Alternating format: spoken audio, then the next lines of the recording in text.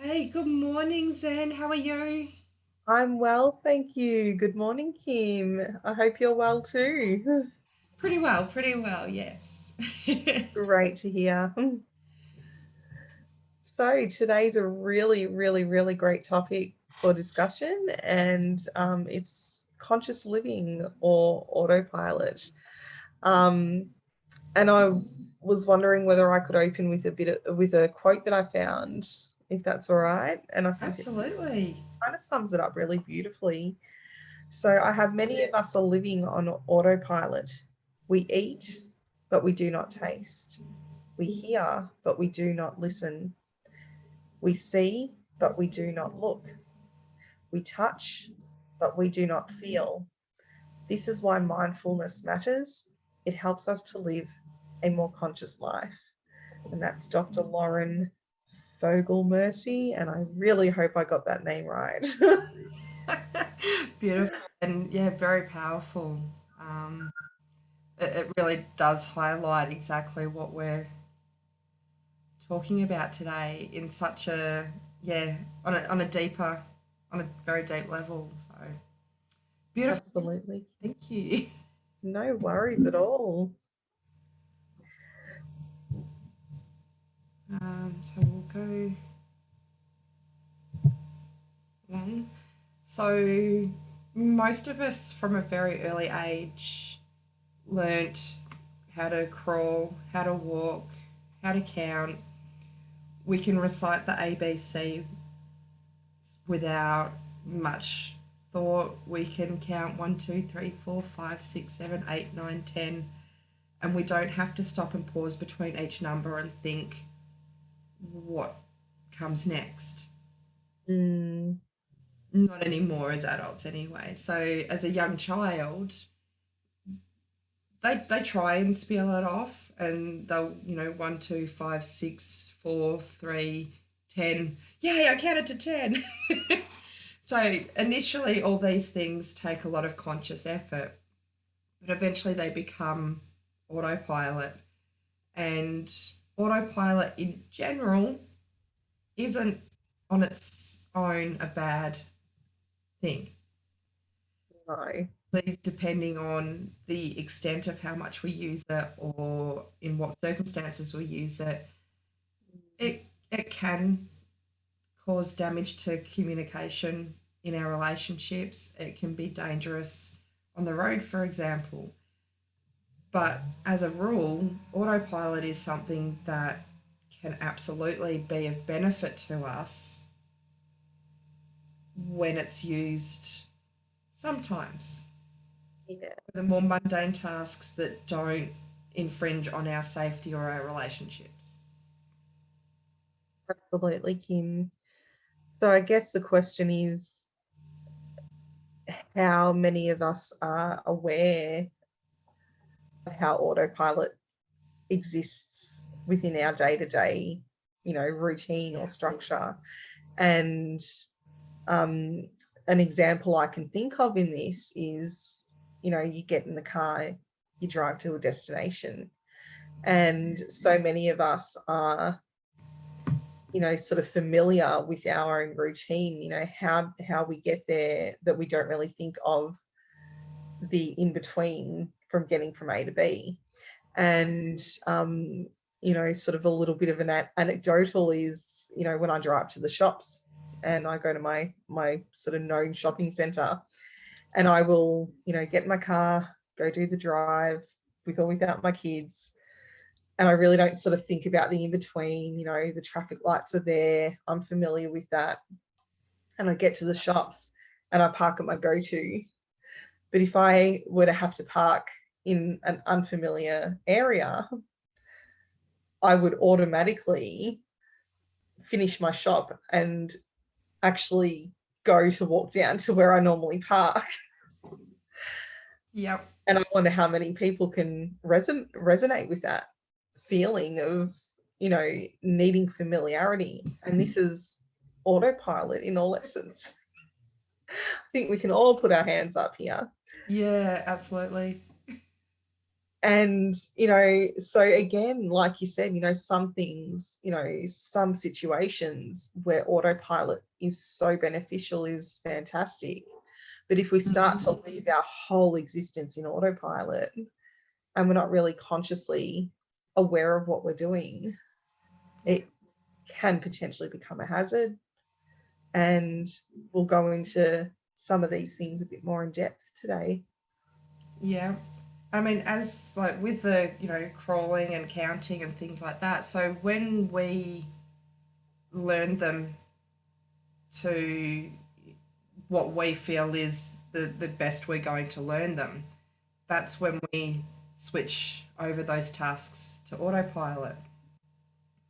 So if majority of our life is in autopilot, what are we learning and where are we growing? That's a great question. We kind of just get stuck potentially in the status quo. Yeah, Life is fantastic. Maybe that's not such a bad thing, but if you want growth, you want things to change, you want something you've never had, you need to do something you've never done before. And that takes conscious awareness. so true, Kim. That's so true. So, uh, all our little grown-ups here. Yeah. So, we through sort of growing up, obviously we, have either through other people or, it could be, someone that we admire, it could be a parent. We go through the systems and, get to the point where, we're aiming for something that we may or may not want to do. And, as this picture shows, um, we might go into, whatever career path we choose, and whether or not that pathway is right for us, we'll automatically, align ourselves to, wherever we feel our destination is going to be, or where someone sees us sort of fit to be. Yeah. Yeah, you hear so many times of, mum or dad were on the force. They worked as police officers. And that's all the child knows. That's what they've almost been groomed to become. That's the life that they've lived, and they don't then potentially, not always, and that depends on the family dynamics, but we'll sometimes just see that as that's their path. That's where they're meant to be. You know, dad might be on the force and is, when they were young, bought them the police cap and a whistle and, whatever else helped them role play that role to the point where that's where they felt they needed to go. Yeah. You know, dad wanted to be the baseball coach and put so much emphasis on that and made that their whole life that Mm. what the child knew, that's what the child felt they needed to do, perhaps to keep dad feeling proud of them. Might not be the case. Dad would probably love them no matter what they did.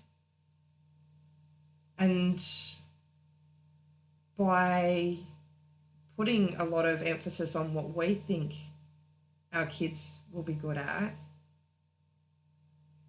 can kind of cloud our view of what they're trying to do, what they're doing. When you go to the toy store, are they actually going straight for the toys that you think that they want? Or are they going somewhere else and you're just going, no, no, no, you don't want that? And making that choice for them. Yeah. A lot of us, will have a little boy and think, well, we need to get him, a footy and we need to get him different toy trucks or dinosaurs. Or we have a little girl and we think that, they're going to want to dress up in pretty dresses and play with dolls. Mm. And that's not always the case. So Yeah. what we can do as parents a lot of the time is make assumptions around what's best for our kids and not take into account what their actual interests are. So that's just kind of, Totally. yeah, being quite mindful and conscious and observing your child rather than trying to create your child. Observe who they are. That's right, Kim. That Yeah.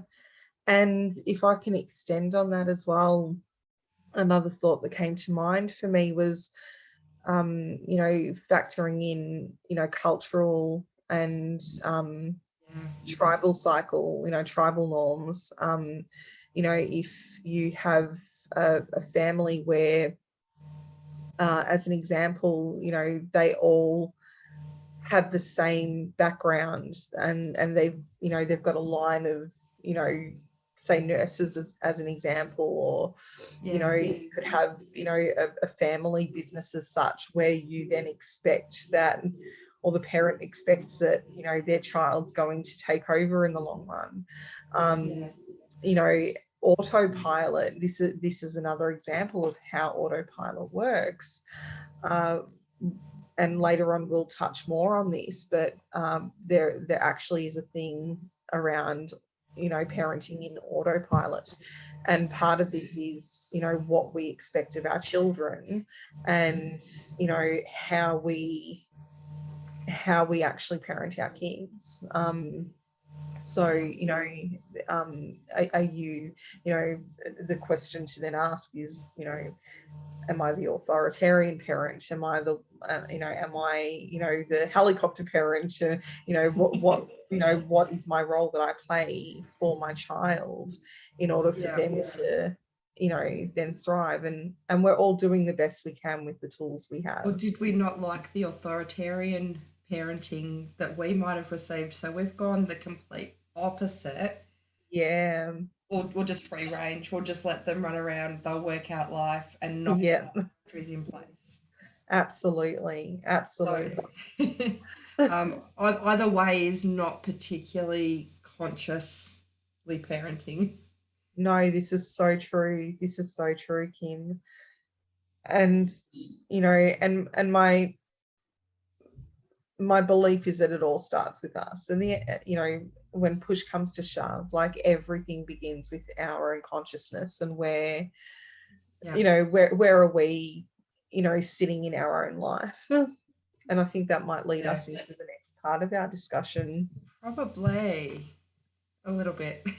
Yeah. Or a um, lot. this is just showing someone in the passenger seat, sitting back. Where they're going in life is not within their control. They're not taking an active role in where they're going. They might get to the other end, get out of the car, and just go, "Wow, this is amazing! How did I get here?" Or they might get to the other end, get out of the car, and just go, "Oh, this isn't what I wanted. This is I'm going to be miserable here. How did I get here? What do I do?" And that's where autopilot basically gets you. Life happens to you.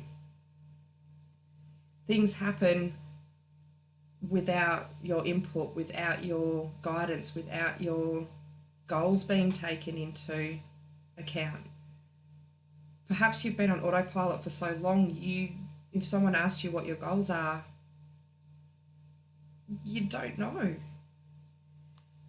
You've just got so used to life is just what it is. Yeah. And you potentially genuinely feel that you don't have any say or any control over where you're going.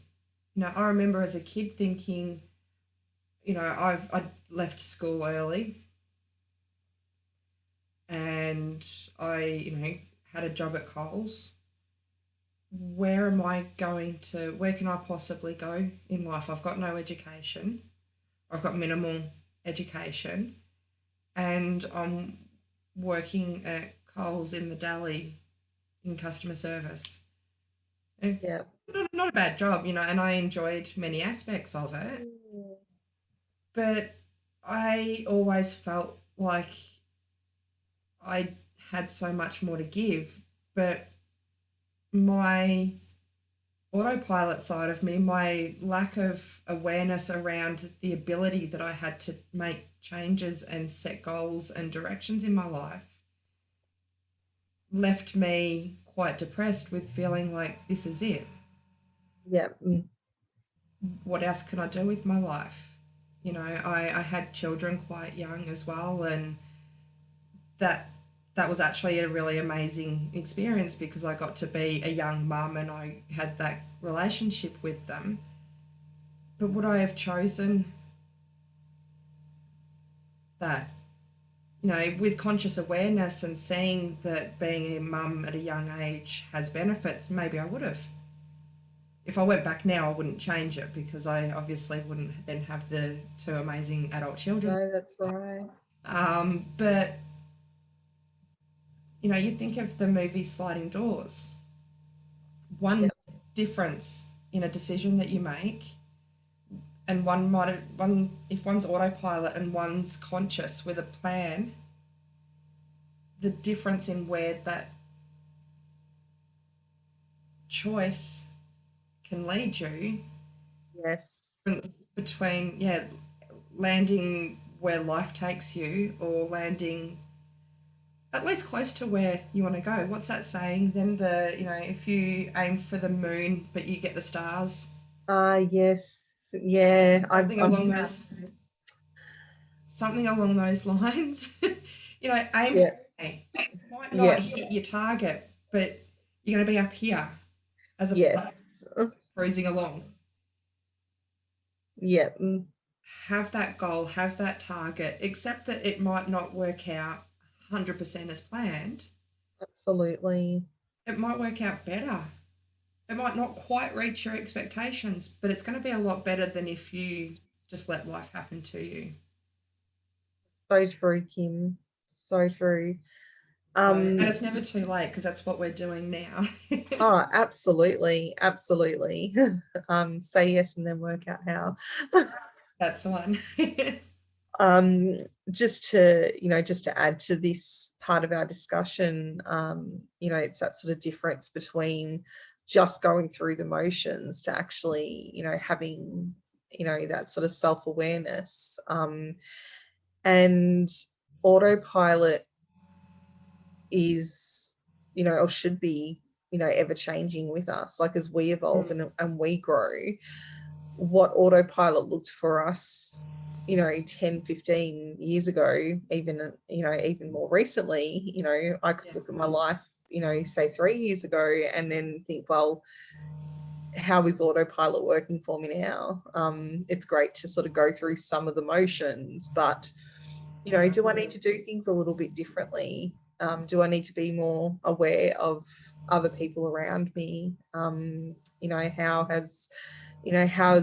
has my environment shifted in order for me to do, even just one thing differently? Yeah. Be that little bit more conscious. And that's it. Like 100% Zen, you can do it in little bits.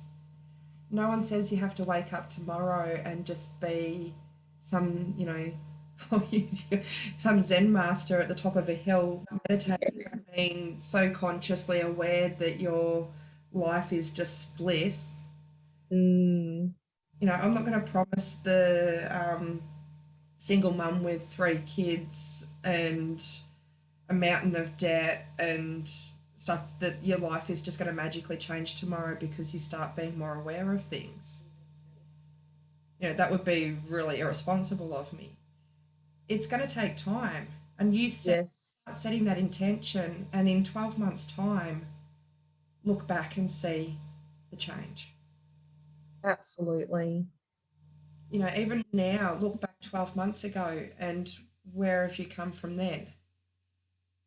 Yeah, On autopilot, there might not be a lot of growth, but we snap into conscious awareness at stages at some time. Yeah. With the driving example, I can be driving along and someone in front of me brakes all of a sudden. And I'm aware enough of that hazard to apply the brakes Mm.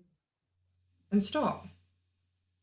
Sometimes we're not. I've been lucky to date that I've had near misses, but I haven't had an accident where I've hit someone from behind. I have dreams about it that wake me up in the middle of the night because of those near misses. Yeah. And I think that's because, I mean, I haven't had one for a while, but I think that's because that's kind of my brain's way of saying, wake up. Yeah. It's, the way our brains and our bodies work are basically a warning system. When Mm. things aren't going so great, when there's something wrong, we have pain, we have different thought patterns that happen. Mm. We have different things that come up in our life. I think we were talking about that yesterday as well, about that whole things will keep repeating until you've learnt the lesson from it. Yes. Yes, Wow. absolutely. So if you keep having that dream, maybe the lesson is to be more mindful when you're on the road. Absolutely. Absolutely, Kim. So,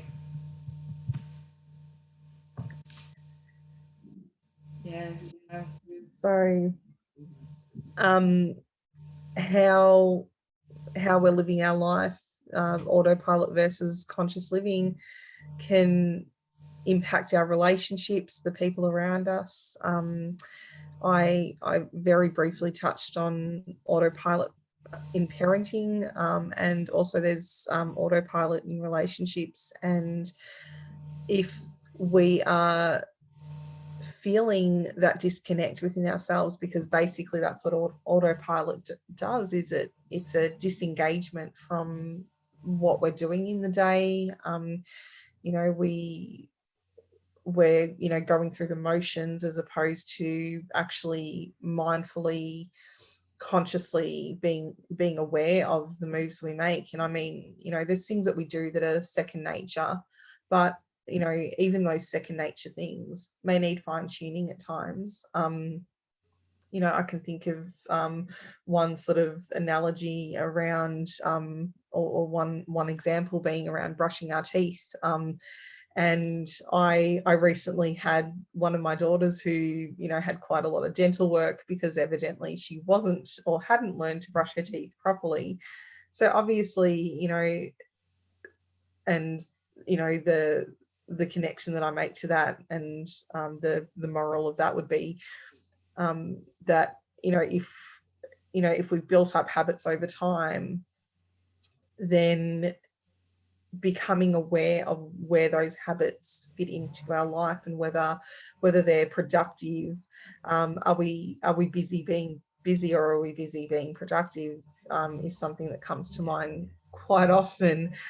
And it's that sort of whole difference between connected living and being disconnected from the situation. So yeah.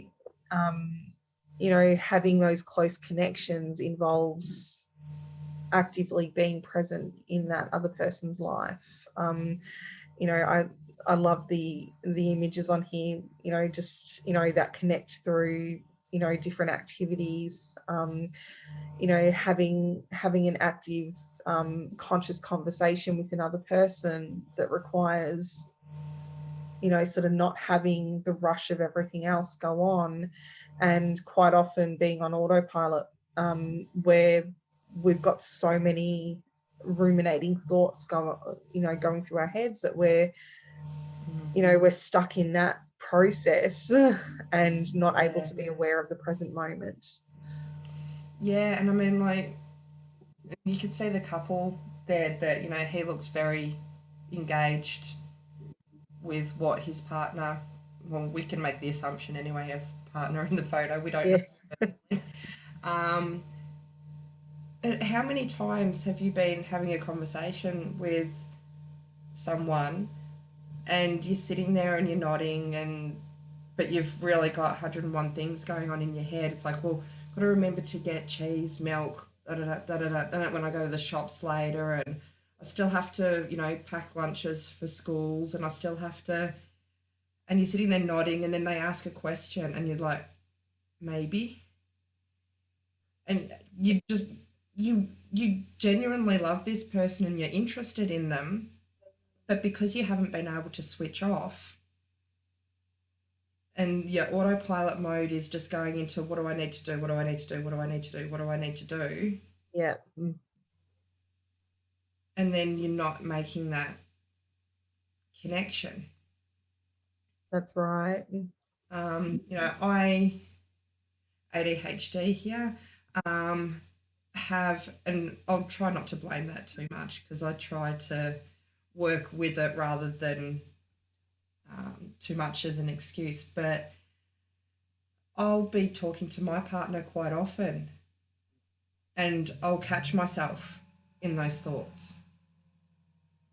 So Yeah. rather than sort of try and sweep it under the rug and just pretend that I've heard him, I find the more, I guess to me, the more respectful approach that I use, and that's through years of, doing it and not knowing how to address it. But now I will actually say to him, I'm really sorry. I've got 101 things on my mind at the moment. Do you mind if I just go and write them down and I'll come back to you because I really want to hear what you've got to say. I value your opinion. I value what you have to say. So I want Yeah. to put you in a state where I'm able to listen.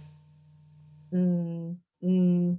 That's a really, really brilliant way to not only validate him, but it allows him to understand where you're coming from as well. Yeah, and I mean, it also gives him permission to be human, and if he's going through the same thing, Yeah, yeah, just go, absolutely. hey, okay, I'm not in a state to listen at the moment, too much going on, but I care. It role models to our son. Absolutely, Kim. If other people want to adopt a similar method, I guess, when things go, when you catch yourself on autopilot in an important conversation, Yeah. Mm. yeah, by all means, use the same thing. And remember that, yeah, your children are watching, and your children not only need good role models in the sense of us doing the right thing, but they also need role models in the sense of knowing that we don't always get it right and how Yeah. to rectify the situation, how we Yeah, that's right. approach challenges. Because if they Yeah. get it right all the time as well, then what have they got to try and live up to? What happens when they make mistakes or when they get caught up in things, they feel like they're doing something wrong Yeah, yeah, that's right.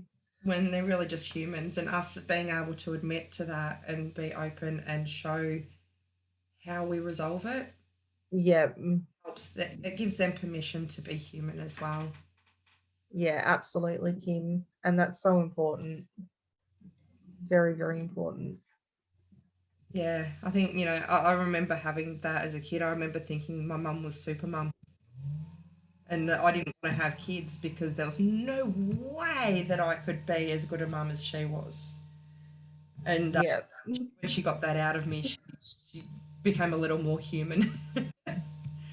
She realised I guess, the outcome of her masking and hiding her challenges. Yeah. Yeah. So yeah, be human. Yeah, absolutely. If you mess up, fess up, fix up, Yeah. move on. It's not the end of the world if you don't get it right every time. No, that's so true. It's actually impossible to get it right every time. Um, being perfectly imperfect. Absolutely. Yes. I do love that saying then. I do too, Kim. No. Uh, yeah. So, um, I've I did quite a bit of research around this yesterday, and came up with some, you know, really interesting bits of information through the Gottman Institute, and you know, a few really, really awesome websites. But when we think about relationship autopilot, so one of the blogs that I came across actually gave some really amazing strategies to disengage autopilot and being more awakened, more conscious. So one of their ideas was to tune into our own bodies first and foremost. So, you know, when we think about the things that we do on a day-to-day basis, and I wonder how many people can resonate with this, Kim, but you know, simple things like taking a shower in the morning, you know, practicing that bit of mindfulness, feeling the water on our skin. How does that feel? You know, and you know, just really in tune with that moment. When we're eating, you know, how many of us rush through the process of every single thing we do instead of, you know, sitting back and, you know, what's called savoring the moment. You know, do you know, stop to appreciate, you know, every mouthful you take, or are you just, you know, gulping down food faster than you can breathe, sort of thing. But you know, taking time to pause throughout the day is really important. But all of these things can help you to focus on how you feel as you interact with other people. So when we think about our relationship, you know, I know from personal experience, Kim, that, you know, after nearly 13 years with my husband, you know, things have naturally, you know, progressed. And, you know, we all talk about the honeymoon period in the beginning where, you know, we are so aware of each other, we're so in tune with each other, you know, we're fully focused, you know, and, you know, pre-kids, you know, you to the point where you finish each other's sentences. Oh yeah. And oh look, you know, I believe I still do with my husband at times, and I maybe we know each other even more so now than we did back then. But you know, over time, you know, you're either making or breaking your relationships around you, and it's really important to sort of step into a more conscious awareness of, you know, how that other person is progressing in their life. You know, are our values similar? Are we working towards the same sort of goals? Being able to have a stress reducing conversation. So, you know, as you said earlier, Kim, if you're not mindfully engaged with what the other person's saying, and you've got a million and one things, you know, floating around in your head, and, you know, you're stuck with that thought process, there's just no room to listen and connect in the moment, in the present moment. You know, so in regards to relationship, over time, you know, it can actually be, you know, one thing that, you know, puts, I guess, friction, you know, between a couple. You know, other ways to be, you know, mindfully engaged with our partners. If you look at the 5 love languages, Gary Chapman, he talks about our different love languages, and when you can become aware of what it is that, you know, your partner needs, it makes it so much easier to sort of find that way to reconnect. And you know, so for one person, you know, something like words of affirmation might be a really important thing to them, whereas another person might feel more connected through, you know, physical touch. And so, you know, if you can become aware of what the other person resonates with, then you know, you can, you know, really work on re-cementing that bond. And then just to go into, you know, parenting autopilot, you know, how many of us, you know, just want to do the things that, you know, we need to have done. So it's easy to say no, you know, I'm going to do it myself, and then before you know it, like that's an autopilot response. How we respond in autopilot can, you know, really make a difference to the way, you know, our children then Yeah. perceive the world around them. Yeah. I'd love to hear what you have to say, Kim.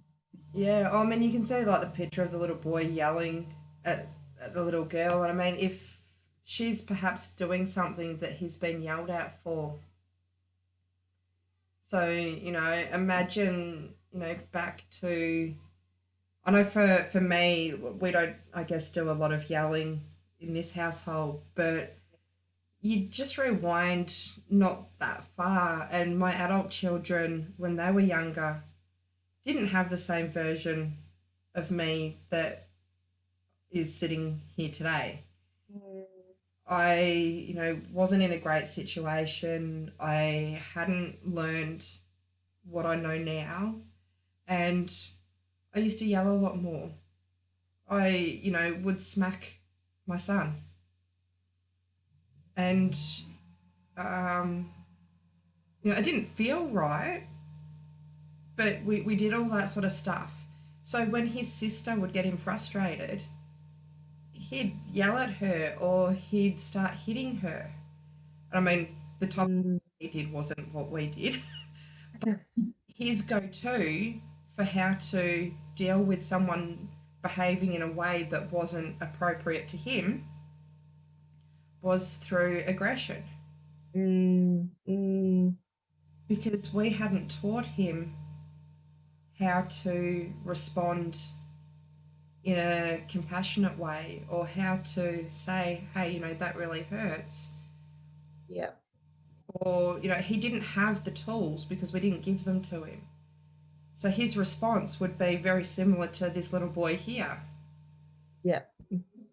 And that's what, that autopilot parenting is doing. We're not, if we're just following in our parents' footsteps, Yeah. we followed in their parents' footsteps, who followed in their parents' footsteps. We're all just bringing in, you mentioned the term tribal cycles earlier, Yeah.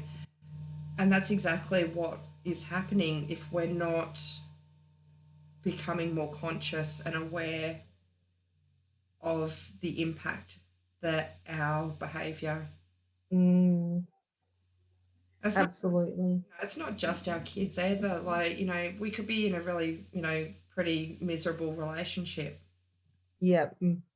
And instead of perhaps either looking at working on it or leaving, depending on, the other person's willingness to work with you, we're just sitting there miserable because, perhaps our parents had that value, that mindset, that belief that marriage is for life.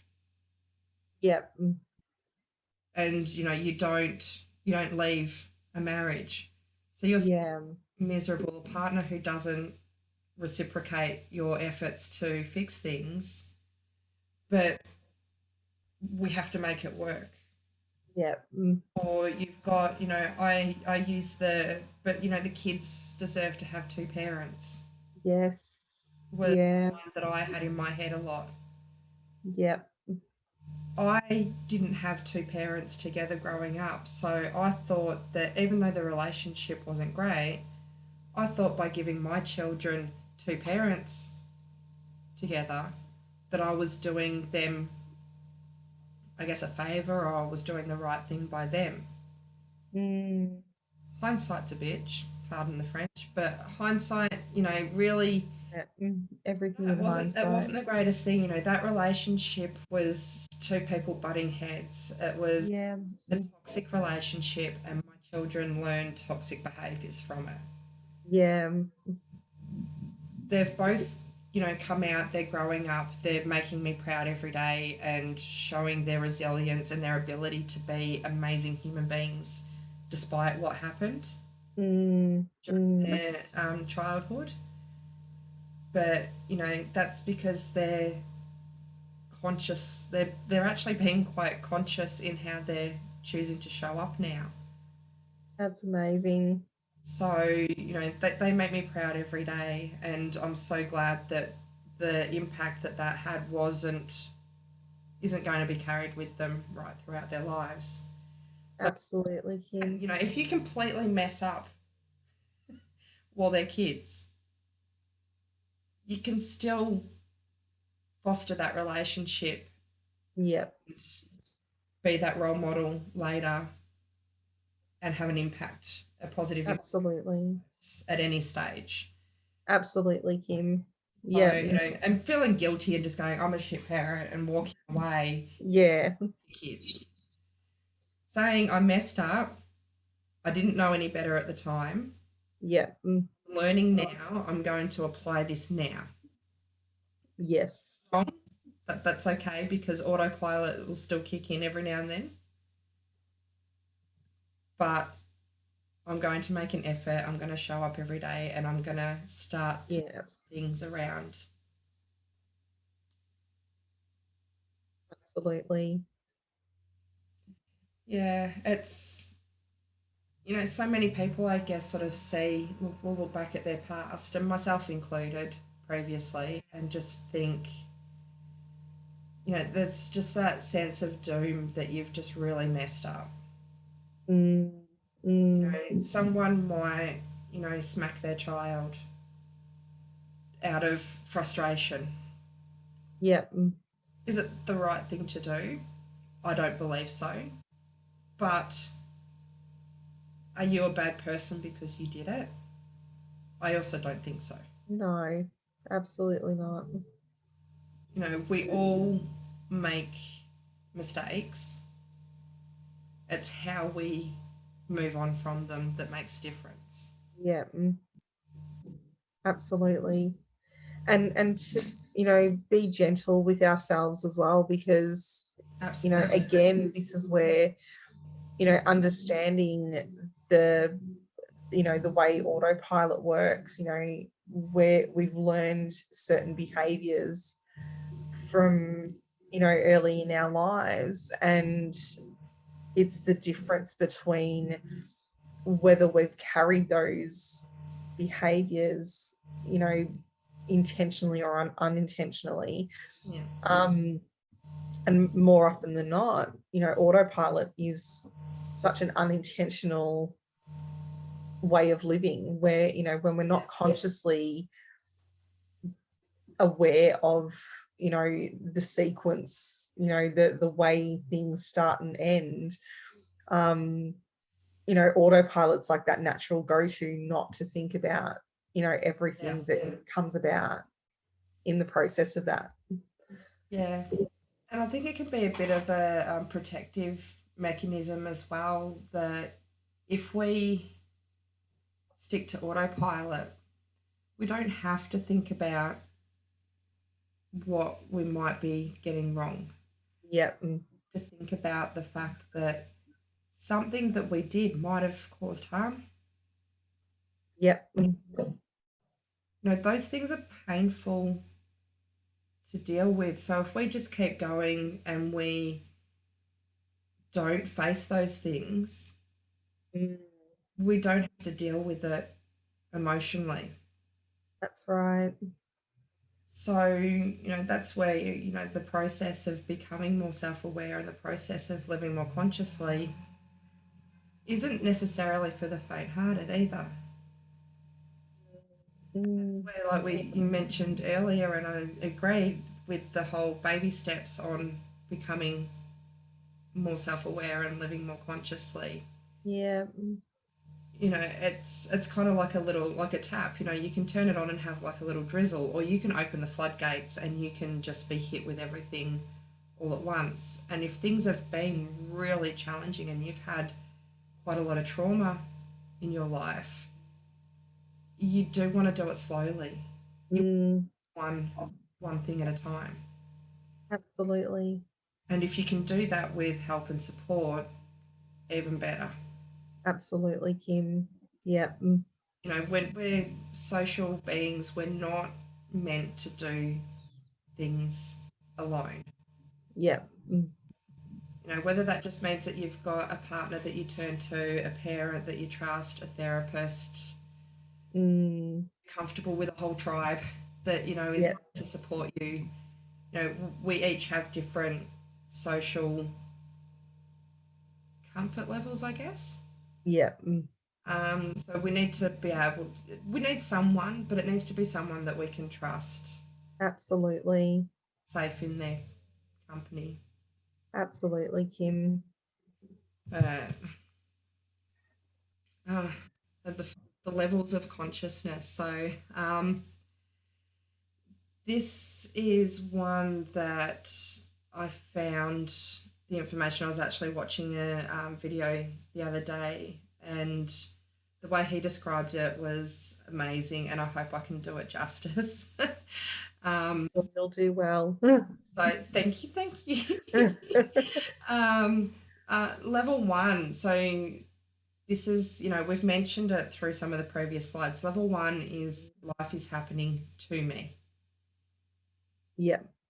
You're absolutely in the passenger seat. You're not even, there's a barrier between you and the driver. There's no input. You're just traveling through life and life happens to you. Mm. Um, like as I've mentioned, someone who's been through a traumatic experience in their life Yeah. absolutely gravitate straight to this one because you start making changes and there's risk at different levels. Yeah. Level one and life just happens means that you don't have the responsibility of making a bad decision Yeah. as well, and that can come from someone who's been in a toxic relationship, for example, where if you made a decision and it went bad, you were reprimanded. Yeah. So whether that be an intimate partner relationship, whether that be parents who you were brought up with that kind of response to making not necessarily a great choice. Mm. So you just stop making choices. You just let life happen. And that's not even a conscious decision to just let life happen. It's autopilot. Yeah. It's literally the definition of autopilot is at level one. Absolutely. And I'll just sort of say, like right now, before I go through any of the other levels as well, this isn't a level one being you're not worthy and level four that you're worthy. That's right. Yeah. Worthy at every level. This is Yep. how you're processing life and how you're going through life based Mm. the knowledge, the tools, the experiences that you've had to date. Yep. So, a lot of people are sitting at level one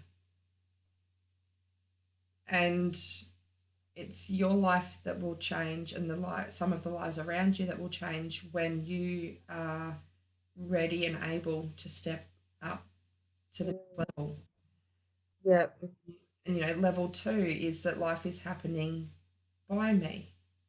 So you start taking a little bit more control of your life. You might hover between levels as well. You're not going to just go from level one to level two and just sit there. Yeah. Static kind of level system. So, as I said, level two, life is happening by you. You're in the driver's seat, so to speak. You've got a lot more control, but you also feel the need to control your environment. You need to make sure that everyone's doing as they're told, when they're told, how they're told, so that life happens the way you want it to happen. Mm. You're building a village and there's a river that's flowing through it. Instead of building a bridge over the river or building the cottages or whatever you're building around that river, you work at diverting the river. Yep. So everything has to be within your control, which means if a piece of that puzzle doesn't work, it's very easy to come back to level one Yes. because things inevitably go wrong. You know, life does happen. That's right. People Mm, have car accidents, people get sick, people have different injuries or illnesses come up, mm, or how another person is going to treat you. You can choose whether or not they're in your life, but you can't choose and control how someone else is going to treat you. no, that's right. Respect, they give it or they don't. Yep. Yep. um, level three. So moving up to level three is that life starts happening through you. So you recognize that there's a bigger picture. You know, for someone who has religion, you see the higher power. And religion doesn't have to mean that you've got a God or that you read the Bible or that you go to church on Sundays. Yep. Religion is your belief system, and a belief system that includes that there's a higher power. Yep. You know, the universe will work in a certain way, that it works in mysterious ways, and that you're part of that universe. And level three is kind of, I guess, a lot of people will struggle to reach level four, and you'll understand when I sort of why when I go into that a little bit more. But level three is kind of like a lot of your spiritual people um, will live within level three. So people who do have Yep. faith in life. Yep. You need to practice then a lot more trust, a lot more compassion. Mm, You know, things will happen for a reason. mm. You know, I can use the example that, you know, we've recently been told that we're not going to have our lease extended. So when that first happened, I went into a tailspin and I went boom to level one. I just went, Yep. this is messed up. How could they do this to us? Mm, And, you know, and I sat there for a little while. And this is, you know, I probably spend a lot of my time at level three, but I went crashing down to level one. So don't ever feel like if you're sitting at level one, there's something wrong with you and you're broken and you can't rebuild. But I slowly sort of started to go, okay, so we're not entirely happy with the house, the way the landlord's treated us, etc., etc. yep. Nicer, we'll get away from, you know, the situation that we're in. We've now got a level of back there's to level two, a level of control over, well, we can choose what houses we apply for. We've got 6 months Mm, before we absolutely have to be out of here. Let's you know, start to try and design and have that control, life happening by me, and look at where yep. we're going to move to. Now the level three part of me, because they're all within you, but the level Yep. three part of me said, this has happened for a reason. You know, we're not meant to stay here. Yep. Know that I can't see it in the moment. I don't know how things are going to be, but I know that my life has, over the years, through my intentional way of living, has improved. Mm, The next step of our life will be where we're meant to be. yep. So if that's sort of a bit of a guide as to, you know, going through the levels, and I'm talking about going through those levels in a few weeks on a certain situation. Yeah. Yes. Level four for me on this situation is a struggle. So level four is basically accepting that we are all connected. Yep. So if you think of, and I think it was Josh mentioned in a webinar that he did, Josh Solomon, um, that, you know, you look at and there's scientific stuff to back this up as well, the Big Bang Theory. Yep. You know, this universe was created by an explosion of a single star, which means that we all come from that one entity, Yep. which means essentially on an energetic level, we are all connected. Connected. Yep. So, if as an example of level 4 with this scenario, would be that I find compassion and understanding for the people who have made the decisions that have steered my life in a different direction at the moment, Mm, mm, and that they are just part of me, I'm part of them, we're all part of the same energy. yep. And if I'm putting myself into that state, then that means that I'm able to go and say, again, a little bit of level 3, that this is just meant to be. Yep. But then you're sort of going more into the cogs of, how we're all intertwining, how we're all working, how our energy is connected, and that what's good for me is going to be good for another person. Mm, mm. Me offering compassion to them, I'm also offering compassion to myself. Absolutely, Kim. So it's level 4 is kind of one of those places that we spend time at. Yep. Not many people live there. No, no, not at all. And I think, what was the example that, so a coach that I've listened to once in the past, I think it was a mindset mentor. He's got a Yep. Spotify channel. He used the example of, someone who had created a really lucrative business.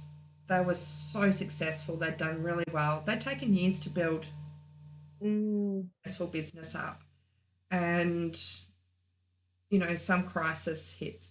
Perhaps it was, the global financial crisis, I think it was called.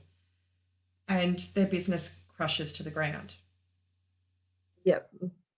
Now you've got, someone who's never created a business, and you've got this person who's had a lucrative business. Who is going to build it up to the higher level faster? Right? This person who's been there before has that muscle memory, that knowledge of how to get to that level. Yep. The other person doesn't.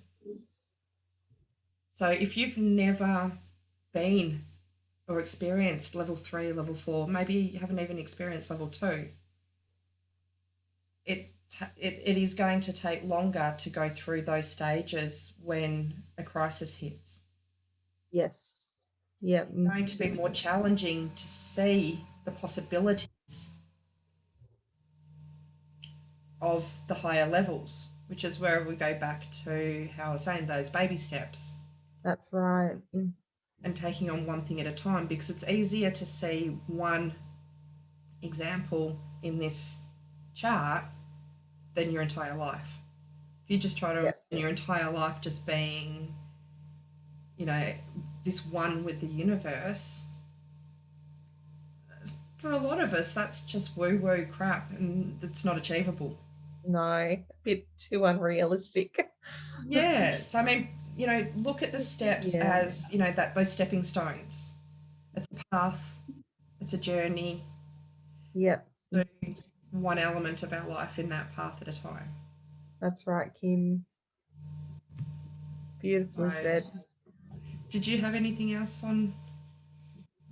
I think you've covered pretty much all of that beautifully. But yeah, Thank you. yeah, I think becoming aware of, just to summarize, just becoming aware of those different levels of consciousness Yes. can help us to understand where we'd like to be as well, where we can move through, and to know that we don't have to stay stuck in one level. We can move through Yeah, those different levels. absolutely, Zen. Yeah. And at your own pace as well. Yeah, yeah, You know, Rome wasn't built in a day. No, that's right. Good things do happen to good people. They also happen to bad people. Yeah. Um, and life absolutely does just keep happening. And Yeah. depending on our level of awareness and where we're at the time. We can go back to our last session a little bit too with, if we're really tired and we're run down, it's going to take a lot more effort to see through and see Right. life just happening to you. That's so true, Kim. So a day by day process, minute by minute sometimes. Absolutely. Yeah. Yeah. Yeah. Oh, I want a bubble bath. Yeah, me too now. Just looking at that. So, and I think we even touched on this in our last session too, and even within self-compassion, and I think Yeah. everything, goes back to, how to sort of move through these situations, and some ways that we can actually kind of get ourselves back to a more conscious state. So, I love your image for music and dance there, and just really, really, letting loose, change it up, do something different that you wouldn't typically do. I spoke recently, had a conversation with you recently, Kim, about, just spontaneity, Yeah. in situations where everything becomes so monotonous if we allow it to be, and that's where autopilot, kicks in, where, if we can change it up a little bit, and, take ourselves out of our, typical environment, go on a drive that, we need to go to a different destination. There's so many things we can do. That will that this will be the next slide. But I jumped ahead of myself there. Oh no, it's all relevant to the conversation. So Oh, absolutely. Going on a bushwalk, like I love your bushwalk image, and I went to a beautiful waterfall recently, and just getting out in nature, and just tapping into senses and feelings, and just savoring that moment, having a quiet space to feel some gratitude, and there's so many things you could do in nature. It's so essential and vital for our health and well-being. Even going out and walking outside barefoot, yeah, and I've got a son who actually loves to just run out in the nude, so I mean, if you're that yeah, way inclined, like, but just anything that you can do that changes life up a little bit, and yeah, then just that whole sort of thought of just relaxing in a bubble bath, getting some music on while you're sort of relaxing, bubbles, essential oils, there's love so me many some other essential ways. oils. Oh my goodness. And yeah, there's so many other things that we can do to sort of bring ourselves back to that sort of more conscious awareness of, how we're living life a little bit. And on more practical terms as well, Kim, I'd love to share a few that are away from this as well, but you know being able to reflect on our life. So, as I mentioned earlier, if we have the same routine, and we've kept the same routine for the last 10, 15 years, where we are now, Mm, we are evolving. If we allow ourselves to be, we go through growth, yeah, we go through change, and if we're stuck in autopilot from that many years ago, we're stuck in the same, we're allowing ourselves to be stuck in the same routines, the same cycles. So, being able to reflect on that is really important, and to do it regularly enough, to be aware of those changes, and, any changes that might need to occur.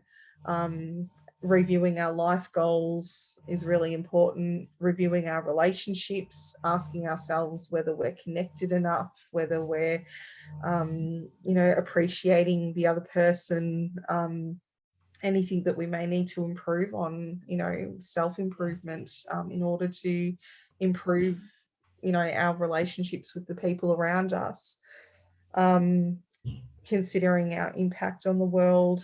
um, what are we doing out in the community, as a scout leader, working towards, helping, whatever children come into my scouting community. We are encouraged to, think outside our own box and, fulfill our own journey, but to also consider the community and the people around us.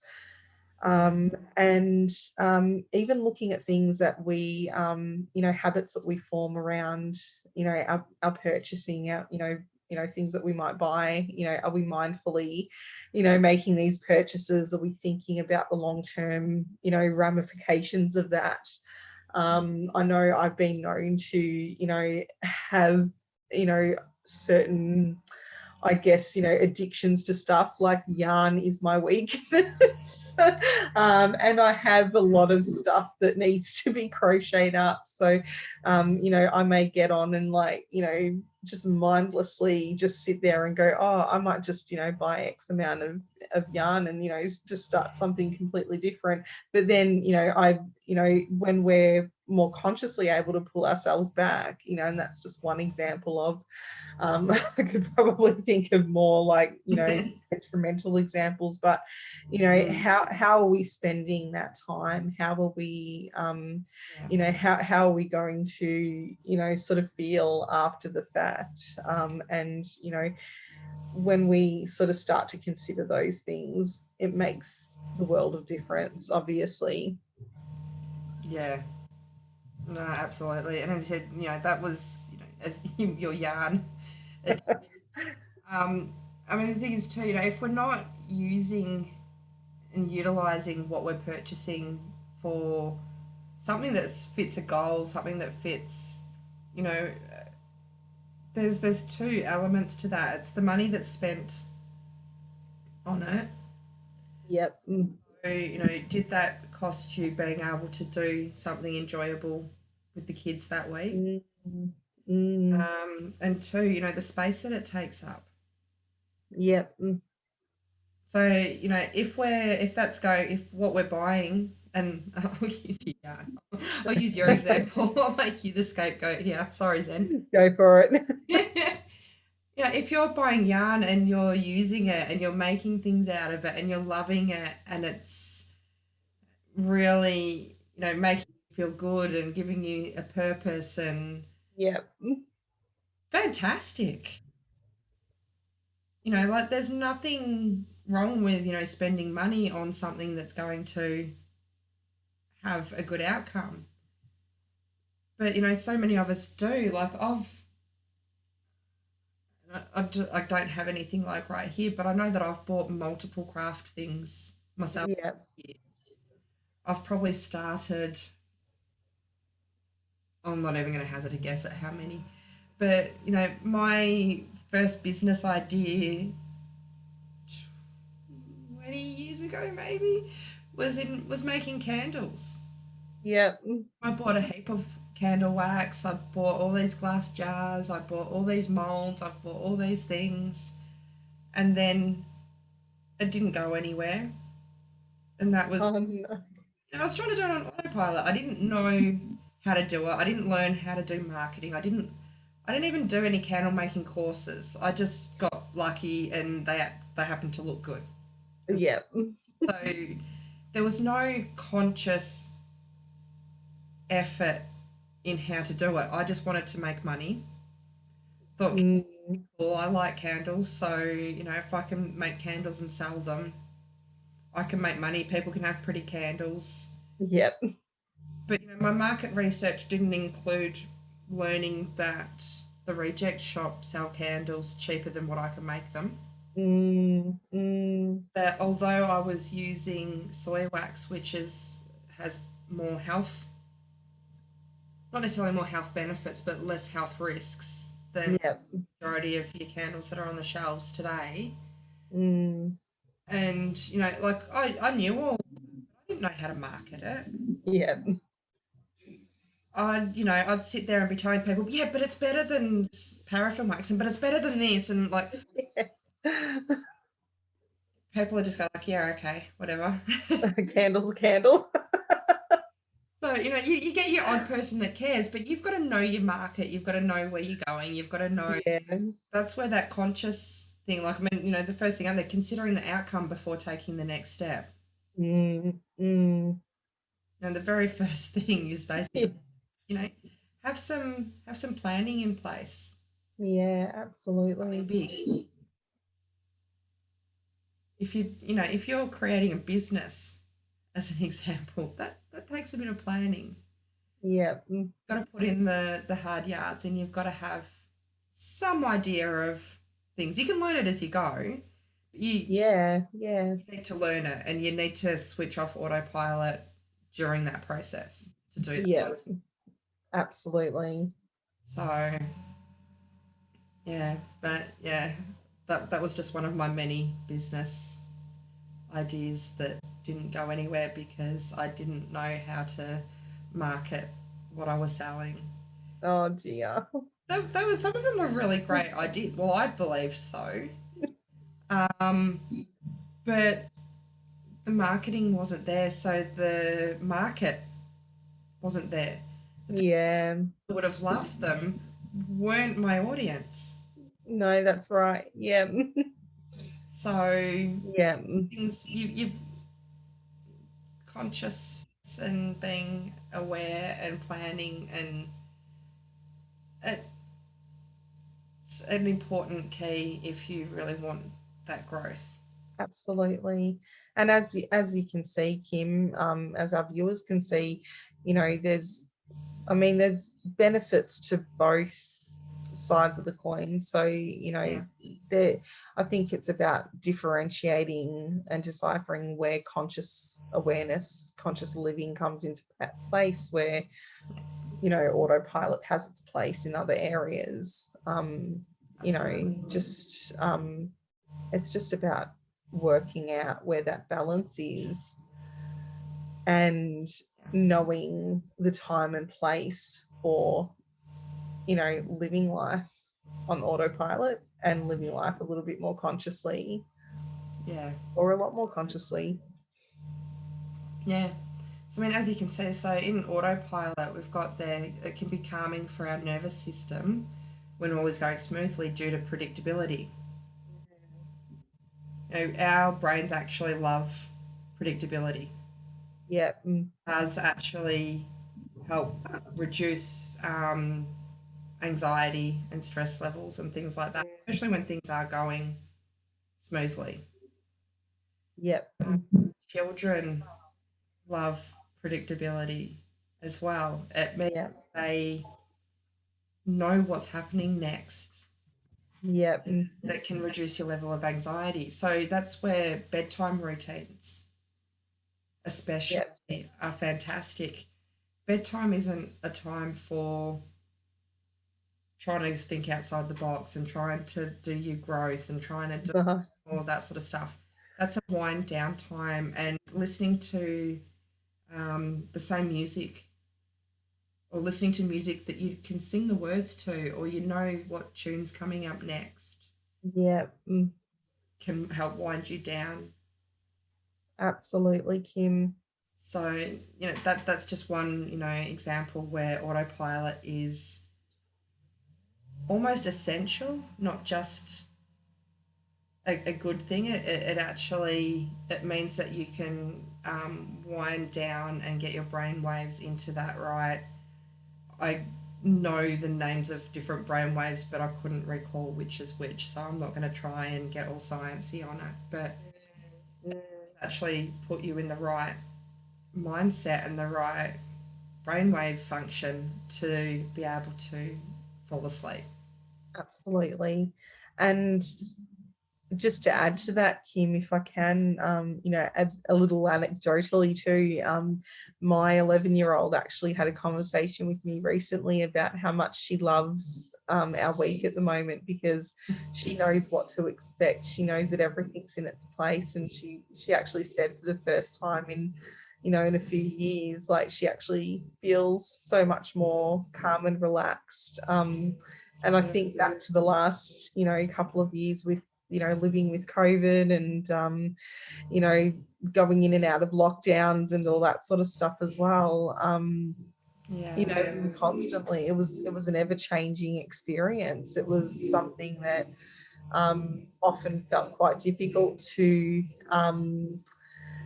be in, I guess, autopilot to a degree, or autopilot changed and adapted in a sense.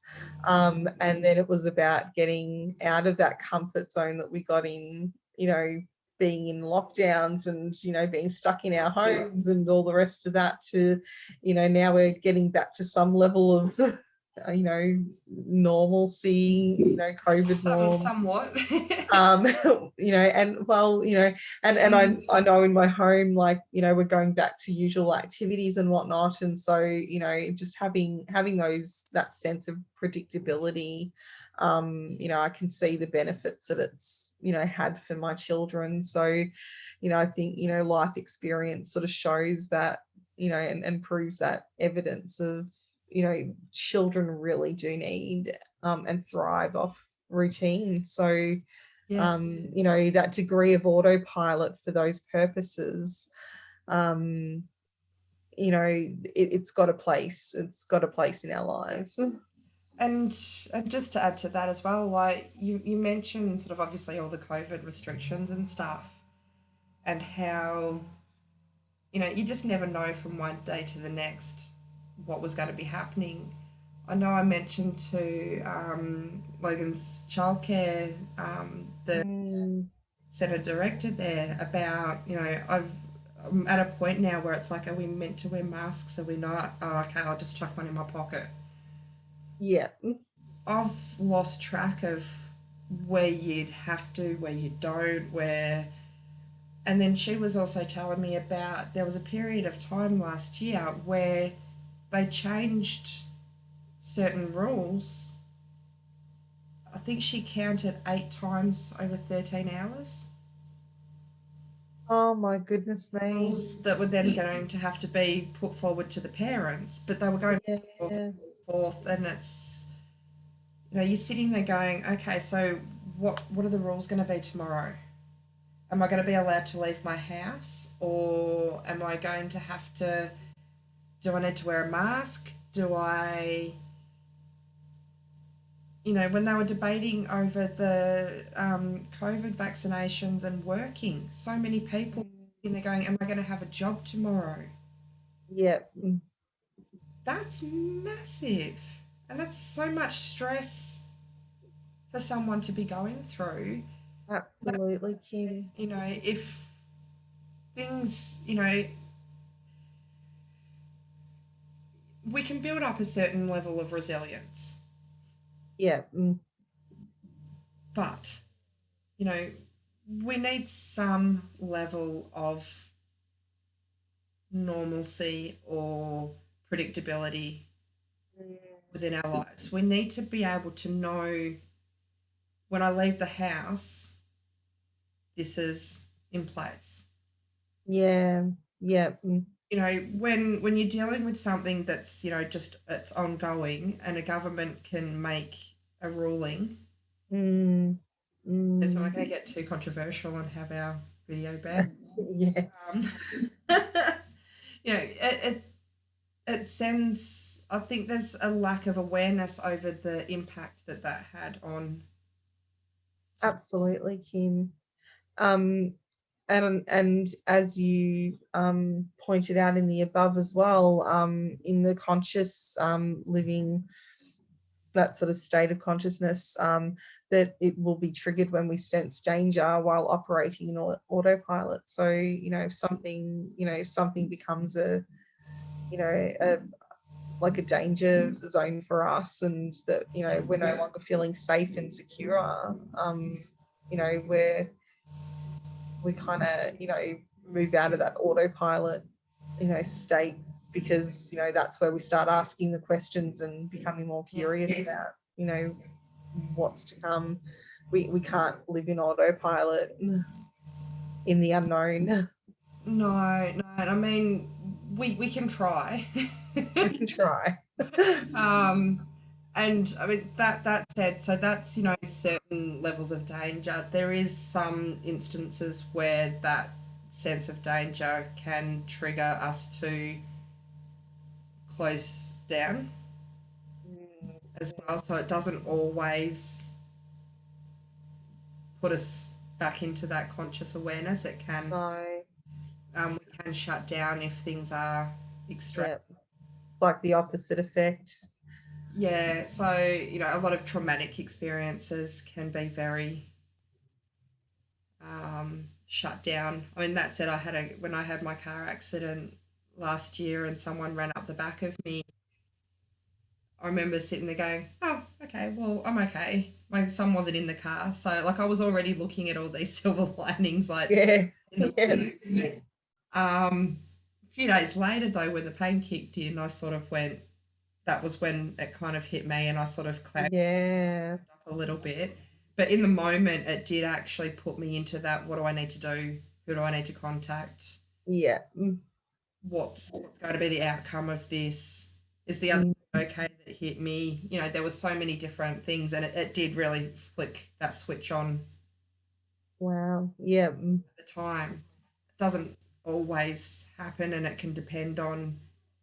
It's like that the business example. If you've already built an empire, you know how to get there again. Yeah. So I've done the work and I've built that empire of that awareness within myself that's almost my autopilot response is to go into what's the silver lining. Yeah. So I mean Yeah. maybe it's not a level of consciousness, maybe it is still autopilot. Um, but I go into action stations and I work out what I need to do when something happens.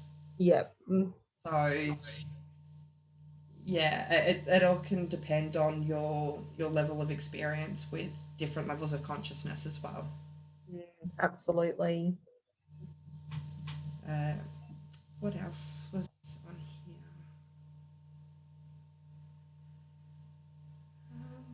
I think we've covered Pretty much, yeah. So I mean, every obviously, part of this in some way, shape, or form. that's it. So I mean, the lack of opportunities uh, by remaining in autopilot. So as I said, you limit the opportunities for growth if it's your predominant state. Yeah. So as I've mentioned earlier as well, your life might be pretty good. Yeah. Necessarily feel the need for growth, Yeah. and that's personal preference. I personally think that I need to keep growing. I need to keep learning. That's what I'm here for. And if I can help Yes. other people as well, if we can do that on our mission here is to help Absolutely. people learn and grow, then Yeah. that's us. That's success for me, for us. Oh, for sure, Kim. You know, So having that growth mindset just opens so many doors, and um, seeing opportunities that we otherwise wouldn't have seen before. yeah, yeah, Yeah, absolutely. Yeah, if your eyes are open, you're going to see a lot more. absolutely. That's in its simplest form. Yeah.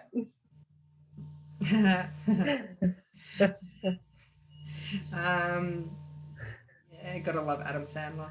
Oh Um, yeah, I can hear him. I can hear you the can hear him. words. Yeah. Oh, well, you can. Do you want to do the impersonation then? Oh no, hell no. I can't. I can. I Kind can of got see your that lips deep. moving, but I can't hear the. I can't make out the words. it, that kind of spins back to. I've probably put this slide in the wrong place. That's all Back right. to I guess like the whole relationship thing and communication that you know you're not there. You're not present. No.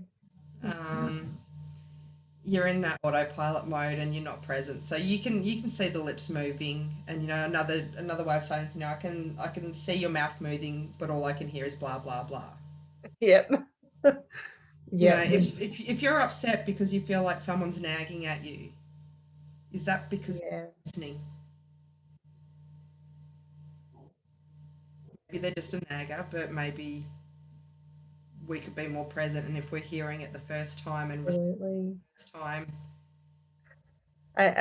As someone who I'm going to admit, almost fault here or guilt or whatever, whatever you want to, whichever way you want to spin it. But I've often, like, said to my husband, I feel like the nagging wife from hell. And then I yeah, often, sort of have to reflect on that later on and think, well, I wouldn't have come across as nagging if I actually really did feel heard. yeah. So, That's what it comes down to. When you feel heard, respected, you feel loved, you feel yeah, worthy of that other person's attention. yeah. And I think as a person who may or may not be listening, because I know I'm guilty of being on that end of the scale too. As you said, much earlier, Kim, when you can become aware of the fact that you and able to own up to the fact that that you may not have been actively Yeah, listening, or whatever it is that you're supposed to be engaging in the moment. Then to actually acknowledge that to the person, that it's not that you value them any less, yeah, but you've just got whatever it is that's sort of interrupting, and almost that putting up that wall between what your capacity is to be in the present moment, yeah, to actually it's that difference between doing it and not doing it, sort of thing. um I think another example I can draw from, not even just the listening, but the active involvement in a situation. yeah, How many times that I've gone on, like, say, a drive with my family, and just my auto go-to is, like, pick up the phone and just start scrolling through, or, like, taking yeah. photos but not really enjoying the scenery. And that's another example I can think of in this situation. um Yes. I imagine there'll be many people who could resonate with that too. Also, yeah, when you see someone come back from somewhere with 100 photos, it's like, did you spend any of that time enjoying? Yeah. I've gotten home and just got, oh, I didn't take any photos. And I'll, there's that happy medium, obviously, because it's nice to have the photos for the memories. Yeah. Did you spend the whole time trying to get the good shots and take all the photos and not really enjoy? Yeah. Yeah, that's somewhere in the middle. Yeah, there's got to be a happy balance. Absolutely, absolutely. Like life is a balance. That's right. So,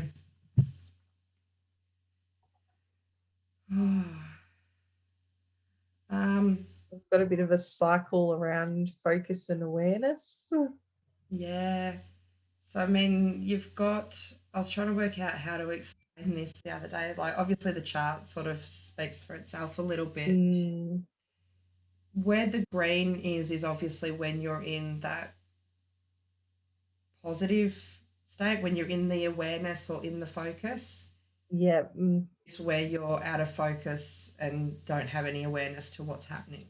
Mm, So, what I see there is that where your awareness goes is where your focus follows. yeah. You become aware of something, you can tune back into focus Yeah. on that particular task, um, person, conversation, whatever Mm, out there. mm, And I think part of it too is to focus on what's within your control and let that's right. go. And when it's when we got told that we weren't going to have our lease extended, I was, a bit stompy and huffy and got upset at the estate agent when she rang me and was all this stuff. And then I thought, no matter how upset I get, no matter how much I complain or talk about different aspects of different things, I don't have control over the landlord's decision. No, that's right. So I can choose to focus on what is within my control and find a new place, start packing, start preparing my son for another move, go through all of that stuff. Or I can focus on being angry and Mm, over something that's not within my control. absolutely, Kim. Yeah. So, that's where, I initially got upset and I have that awareness around that not being within my control. I didn't Yeah. see that anger in the moment as an issue. I mean, and it's not like anger is a normal emotion. It's just as valid and just as important Yeah. as happiness and excitement and all those good things as well that make us feel good. Yeah. Access that anger. We need to express it in a safe and healthy way. That's right. Yeah. So yeah, I got angry. I stomped around a bit. I cried. I went through the range of emotions, and I just, I said to myself, I'm allowed to be angry. This really sucks. This situation isn't ideal. I'm allowed to be upset at it. So I gave myself permission to do that. Mm. Awareness kicked in that this isn't within my control, and then my focus could come back to what was within my control. Yeah. So that's where I sort of see that cycle playing out, Yeah. and And it's if going we to be can, yeah. Um, can I also extend and say, like, when if we utilize that concept in moments with our children as well. So from a parenting perspective, we might have a moment where one of our children, is having a tantrum of some sort, and they're just totally at a loss of their own emotions in the moment. And you know to be able to let go of the thought that we can control what the other person's doing, and allow ourselves to sort of pause and um, keep focus on the part that we can play for them, and whether that's that we're present in the moment with them, whether we need to give them space, what is it for them at the time that they need us to be, what role do we need to play. um, yeah, we absolutely. can't control or choose how we want to be for them, but to be respectful enough to, read their signals, read their cues, and understand, whether we need to, be Yeah, this close, or, absolutely. And I mean, and what have we got that's within our control in that moment? yeah, Our emotions, our energy, our behavior is all that we have within our control, and our emotions, our energy send out, that energy field goes beyond your body yes, and can start to bring down their mm, nervous system being in such a heightened response as well if we focus into what we do have control over. absolutely, Kim. Because, what's that saying? No one in the history of being told to calm down has ever calmed down. Yeah, Being told yeah, it just doesn't happen. You've got no reason to be upset. Okay, but they are. So to them, they do. that's it, that's exactly it. So yeah, we've Yeah. that actually ties in beautifully, Zen, to that focusing on what's within our control. Their tantrum or their emotional reaction to something mm, isn't within our control. We can't flick a switch or do something that just stops that. yeah, But we can focus on our own emotions and our own energy and what we're putting out, which does it does influence them, but it's not controlling them. It's still allowing them to process That's it.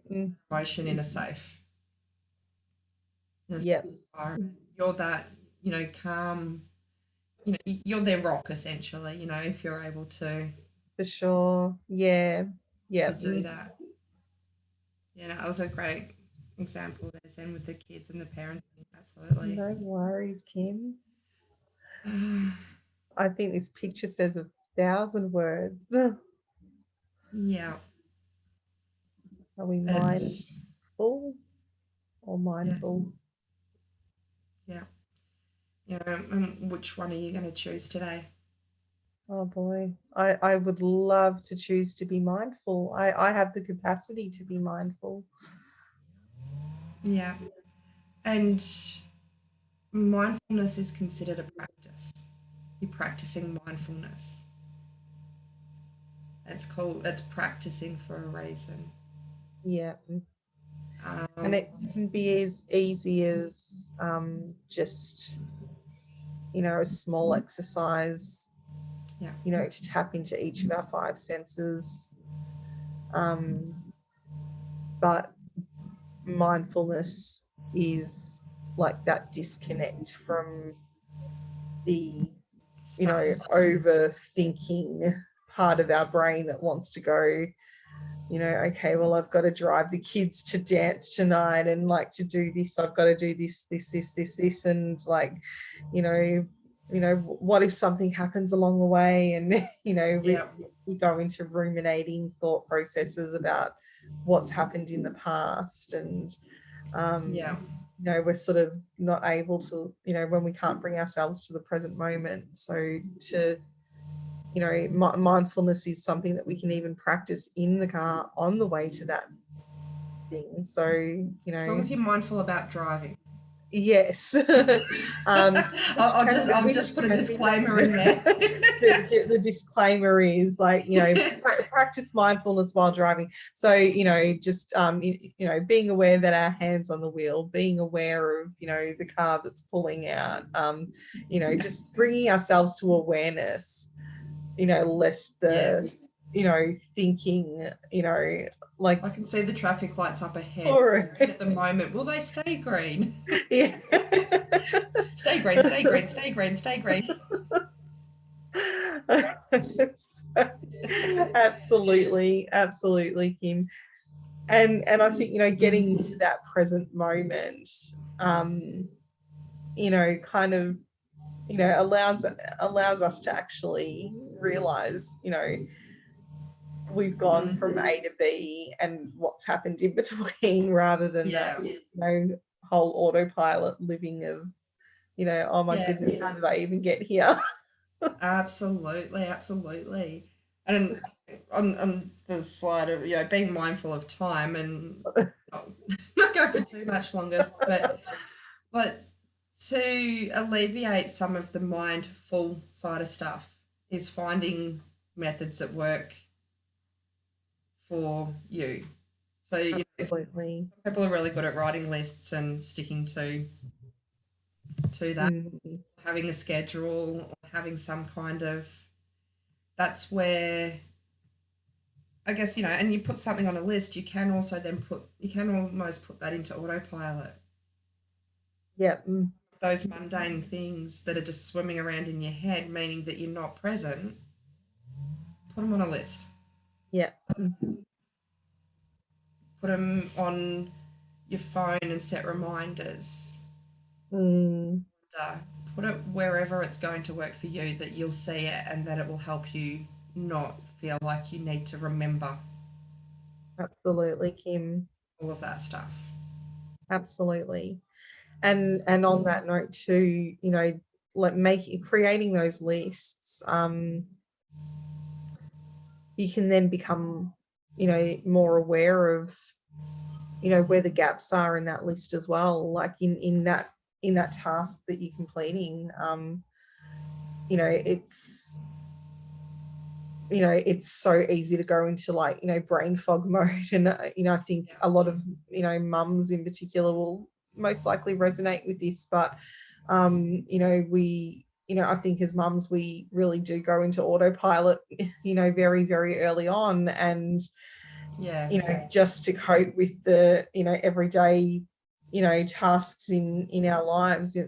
You know, from the time I remember, from the time I became a mother, the first time I became a mother, it's, you know, it's even the whole act of like, you know, feeding, changing, you know, doing all the things with our babies, you know, seeing to their immediate needs, but often forgetting that they have, you know, all the other needs that they have too, like the need to be held, the need to be cuddled, and, you know, the Yeah, all the need to be emotional. spoken to.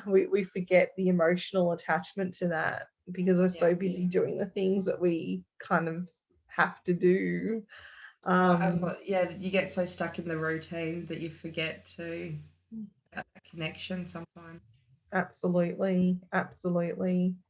So I think, you know, it's really important to, you know, sort of give ourselves grace as well, to go, you know, it's okay to make those lists. It's Yeah, and on that note as well, with giving yourself grace, assess the lists. Are you being practical in things that you can actually get done in a day? yeah. Or do you need to sort of, highlight the things that are absolutely crucial, essential, have to be done, Yeah, and then other things can be carried over to the next day? that's right. That's exactly it. Absolutely, Kim. And be gentle on yourself, be realistic. Don't write this list and then beat yourself up at the end of the day because you didn't do the 50 things you had on your list. Yeah, yeah, for sure. For sure. Use it as a learning experience and focus on what the priorities are. Sure, Yeah. Yeah, write it all down so that it's not in your head, but allow some stuff to be carried over to the next day. that's exactly it, Kim. Yeah, Plate washing will still be there tomorrow. that's right. Possibly at the end of the week as well. Um, Yeah, that's definitely a possibility.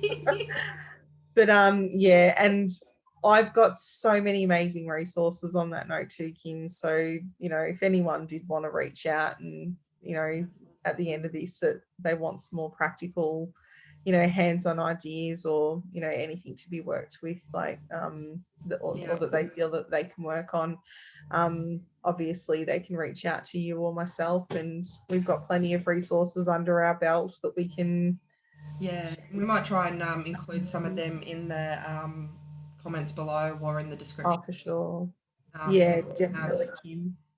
access to. But yeah, if anyone further support, then yeah, absolutely reach out to Zen or myself. Beautiful. So, Perfect. on that And note, yeah, well, we might wrap that up and say see you next time. absolutely.